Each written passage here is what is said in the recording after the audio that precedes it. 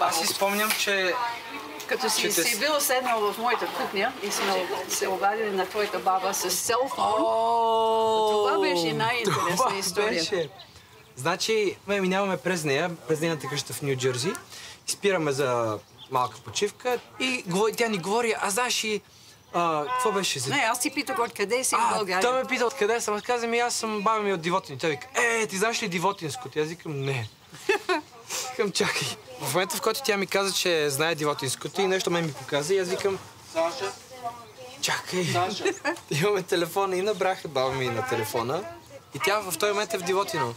И се обади, тя ми говори, аз превеждах на тях и направихме връзка мост. Ти всъщност си връзката от някъде от дълбок корен през тебе е минала, защото ти си го научила.